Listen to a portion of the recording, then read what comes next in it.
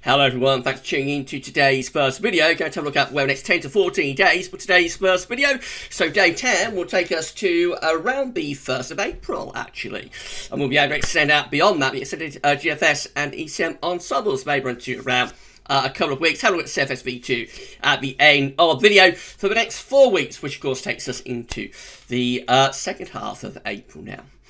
I'm going to have the Easter update for you this evening. That's update number 2 for Easter, which is now within the time frame of the extended GFS. Of course, we'll talk about it in this video as well. But a detailed sort of look at weather for Easter will be coming up for you this evening.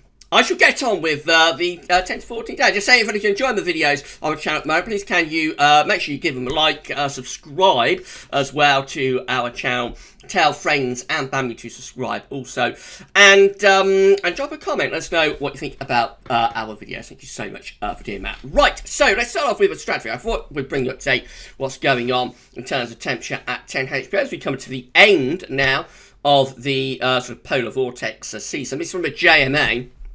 So this shows the current temperature and how temperature performed through this season, which of course is the black line, and the grey line is like the trend line for this time of year. So you can see that at this point of the year, the temperature should be warming up at 10 HO. We should be lifting the temperatures up in the stratosphere, bring to an end, of course, the polar vortex for the winter. We reach the peak of stratospheric temperatures through the summer, and then those temperatures gradually start to drop again as we come to the end of summer and on into the autumn. Then we begin another season with the polar vortex. So where we are right now is where this black line is, just here at 10 HPA in the stratosphere. So temperature is currently somewhere around minus 54, minus 53, something like that. Still very cold, of course, and colder than average as well. The temperature should now be above minus 50, probably somewhere around minus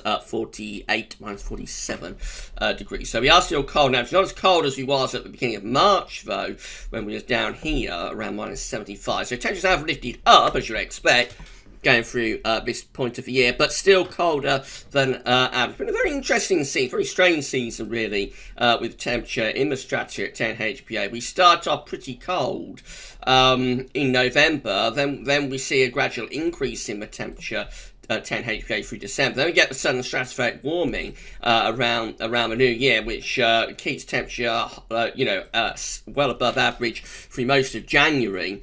Then into February, we get this dramatic plunge in the temperature. It goes much colder than average through February, especially later on in February, and we still have not recovered from that plunge in the temperature. It's still colder than average even now. So it has been quite a strange sort of season with the stratospheric temperatures, and also, of course, the very weak and polar vortex that we had through the early and middle part of the season, then the dramatic strengthening of the polar vortex as we come to the end of the winter. Going a little bit lower down to 30 HPA, this is how things are currently looking. So again, above average with temperature through most of the winter, especially when we have the sudden stratospheric warming at the beginning of January around the new year, and again that holds on through most of January. Then we go colder than average, significantly so, later into February. Where we are right now, we did lift for temperature up around the middle of March with temperature at 30 HPA, but where we are right now is down here, still around minus 70. So at 30 HPA, which is close to the troposphere, we are still very, very cold at this point of the year. You can see from a trend line at this point of the year, you'd expect the temperature at 30 HPA to be around minus 55, something like that, and we're actually under minus 70. So yeah, it's very cold at 30 HPA. It has got a little bit less cold at 10 HPA, but it's still colder than average. This tells us about polar vortex at the moment is still in business. This is how the GFS is currently forecasting temperatures at 10 HPA for the next couple of weeks. So we've got these blue colours over the North Pole. Of course, these are the cold temperatures that we have at 10 HPA that we've already established are there.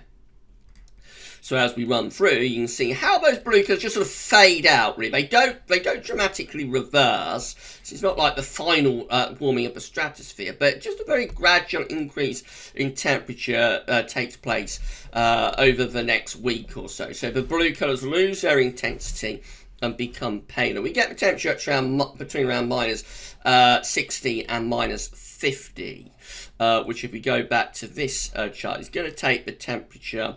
I think it'll take the temperature up to about average. It will go back to around minus 50, I think, when we get through, to later next week, or over weekend into the part of next week. This time next week, it should be back up to the grey line.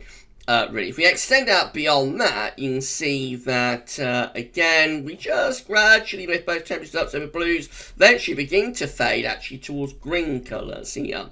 So this is just like a very gradual fading out of those cold temperatures at 10 HP. Not in a dramatic fashion, just very, very gradually the temperature fades out, starts to lift up.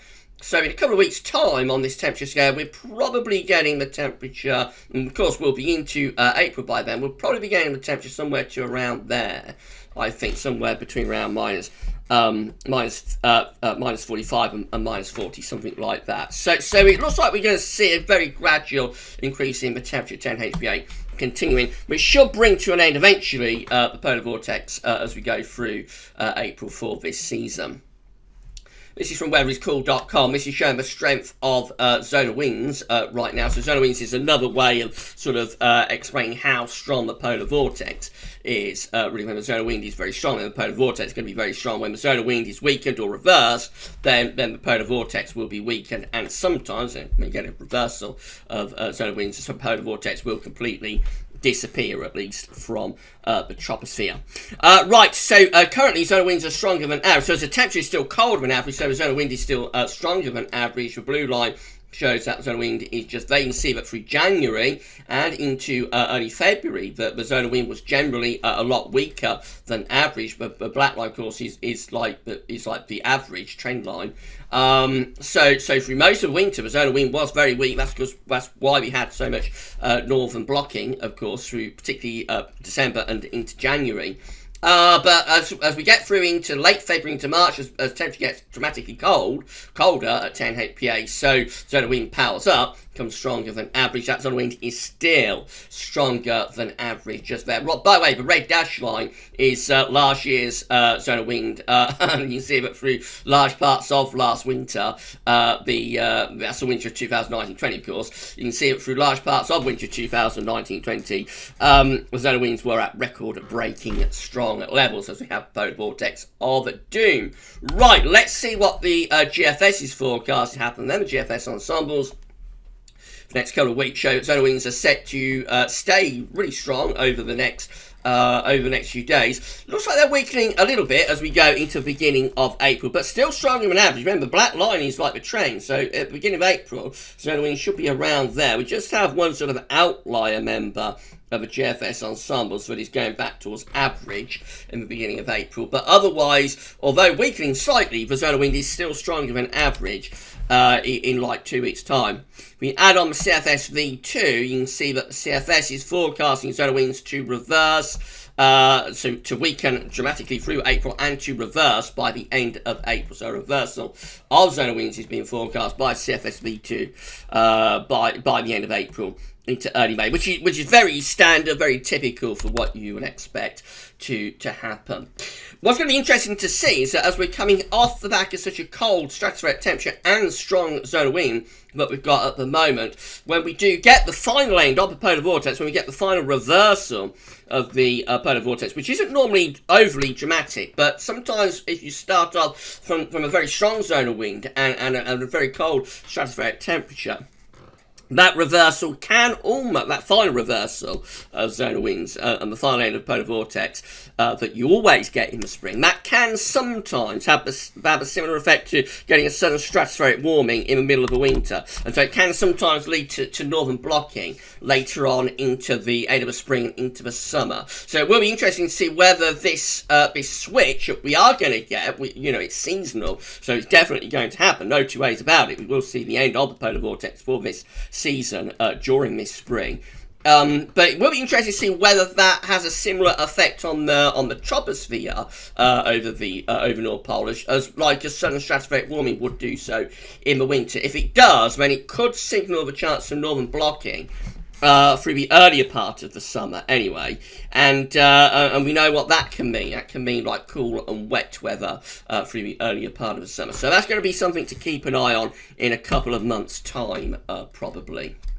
That's what you're saying, everything stratosphere-wise. Let's move on with the rest of the video then. So we're going to look at the GFS upper air temperature and precipitation ensembles for London today. So the red line is a 30-year upper air temperature average for London. We're starting off milder than average at the moment. Actually, we're going to see the temperature, upper air temperature and surface temperatures dropping, falling away as we come to the end of week and into weekend. It is going to start to turn quite cold, actually, over weekend. We could get some snow down to quite low levels across Scotland. Early next week, the upper air temperatures lift up for a while, but then they fall away again as we move into the early part of April. This is extended range, of course, but quite well supported. Most of the ensemble members are seeing those upper air temperatures falling away.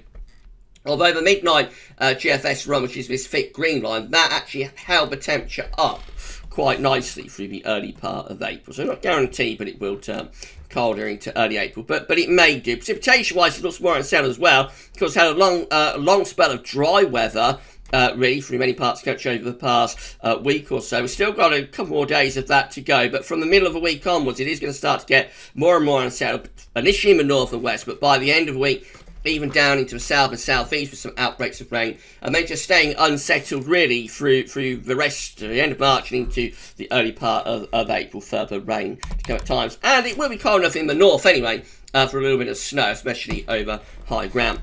Temperature anomalies from the 22nd to 30th of March are going to be very, very close to average. Precipitation anomalies from the 22nd of March to the 30th, wetter than average, significantly so for western parts of Scotland. It's still a little bit drier than average for southeastern and southern parts. So expect these to trend wetter in the coming days. Latest info map from earthnullschool.net looks like that. We're in an area of high pressure still today. The west-south-westerlies, the rain-bearing winds are still to our north and northwest. The high is going to decline this week though, and so these rain-bearing winds from off the Atlantic will be descending into the UK through the weekend. We see this nicely on the latest UK Met Office model forecast chart for Thursday.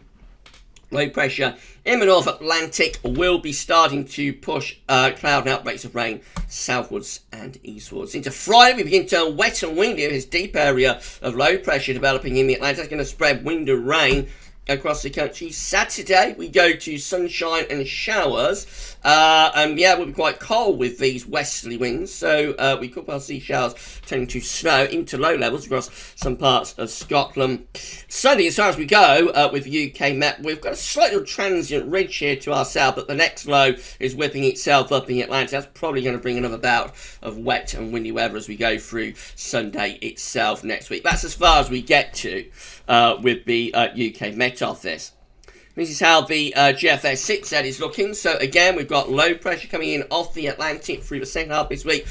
The high pressure is declining, the low pressure is moving in. It will turn increasingly wet and windy as the week progresses.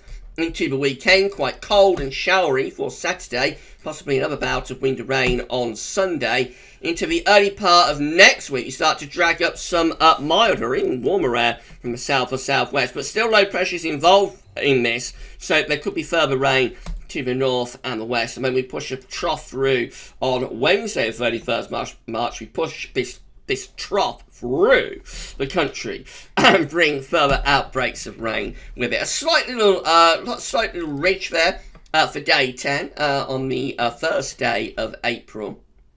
Thursday, the 1st of April, Maundy Thursday, of course, is soon weakened again by low pressure pushing southwards, and that turns wind into the east then. So over the weekend on this GFS run, we bring rain southwards early in the weekend, and then we turn the wind into the east, which is quite typical wind direction for April, and especially so for May. We do get a lot of east winds, so this is quite a cold easterly wind actually that's setting up here.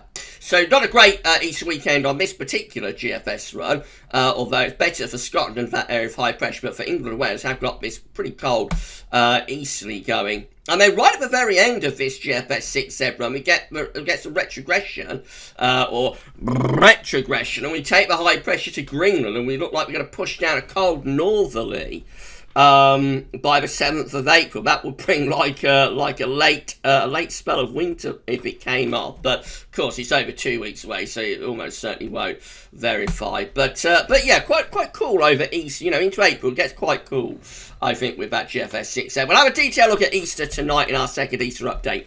Right, this hour GEM is looking again rather showery on Thursday, and then low pressure coming in on Friday, wet and windy weather into weekend, unsettled, showers, longer spells, rain, cold enough for snow in the north. Early next week, more rain, especially so for the north and west. Quite mild southwesterly winds, so no problem with temperatures, but it will be quite unsettled. And then as we get to day 10, we start to pull in some cooler air from the northwest. We have got a ridge of high pressure just to our south-southwest that might build in and settle things down for Easter. Alternatively, though, that high pressure might just stay to our west, and we might bring this low south of Greenland in from the Atlantic. So that's one of those sort of charts that could go in either direction, really, for Easter. And then we've got the ECMWF, looks like that. The high pressure declines away for the second half of this week with bouts of rain, wet and windy weather coming in off the Atlantic into next week. Looks unsettled. Further showers, if not longer spells of rain as well as we move up towards day 10.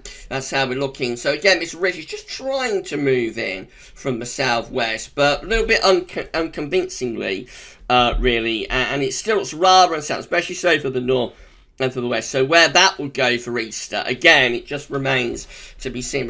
We could get this high pressure building in and settling things down over the East weekend, but I think the more likely would probably just be to carry on rolling these low pressures in, and if that happens, then we come away with quite a coolish and unsettled Easter. This would be precipitation type forecast based on that ECM run from Temeteo.com.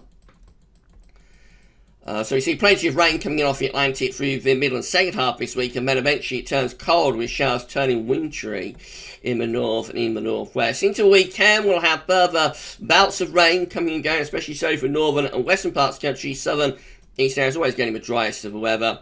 And then into next week, further rain, particularly so for the north and west. A little bit drier, though, down in the south and in the southeast.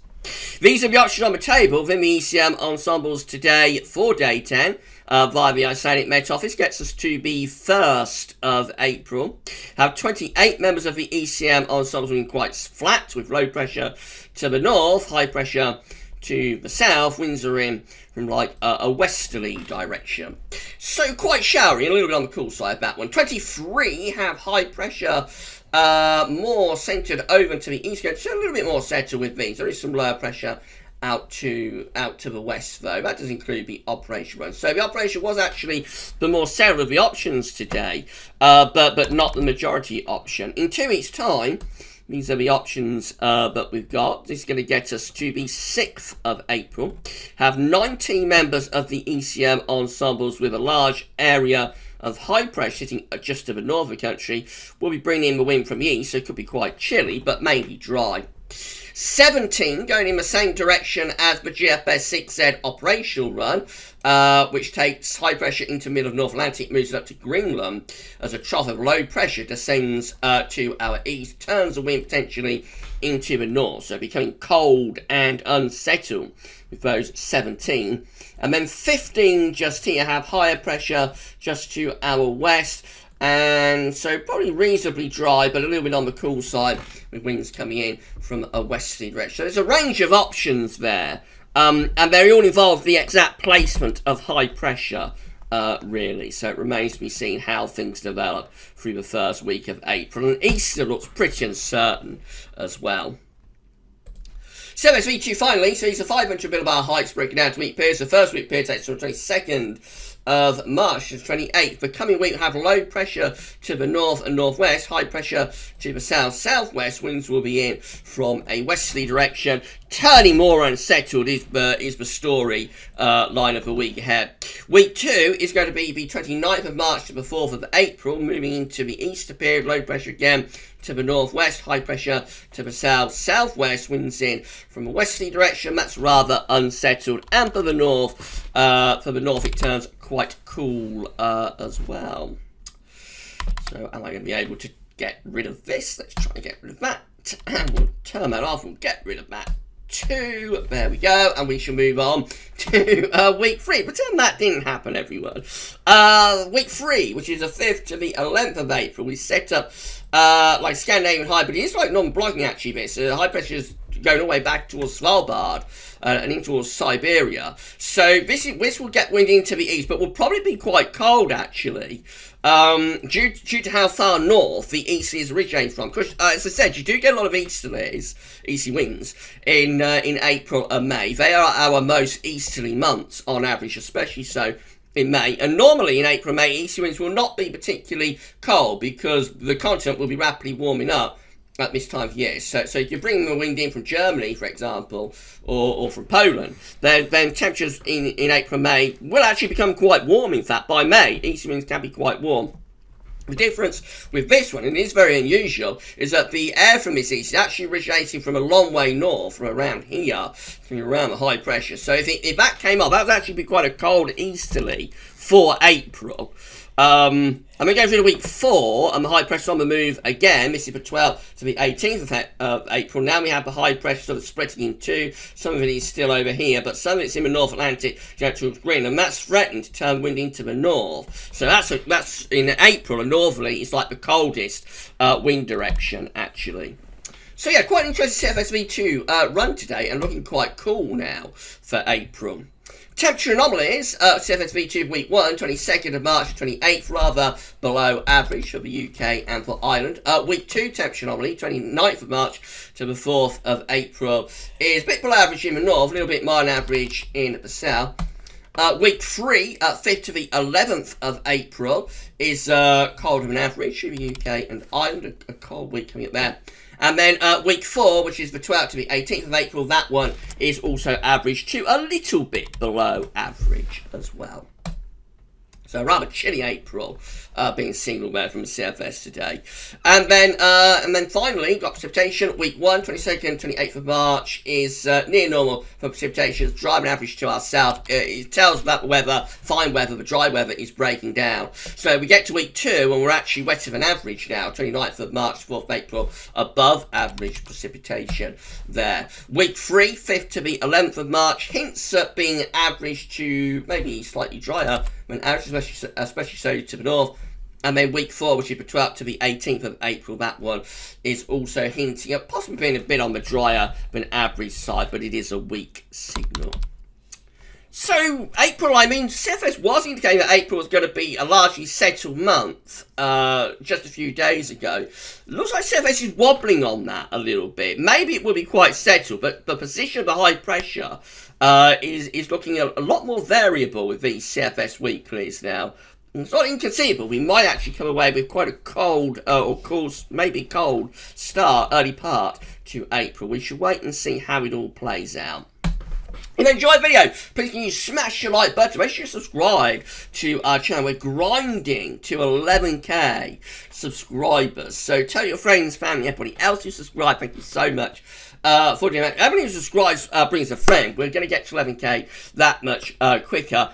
And yeah, it's going to be absolutely fantastic. So thank you so much, everybody, for doing that. Drop a comment and let us know what you think. If you subscribe, you're going to be able to see future weather content, by the way. Drop a comment, let us know what you think. And we'll be back later on with the second Easter 2021 update. Tomorrow I've got the ECM Day 30-day coming up and a 10 to 14-day video for you tomorrow as well. For today's video, though, that's all for now. Thanks for watching. I'll see you later on for the second Easter update. Bye for now.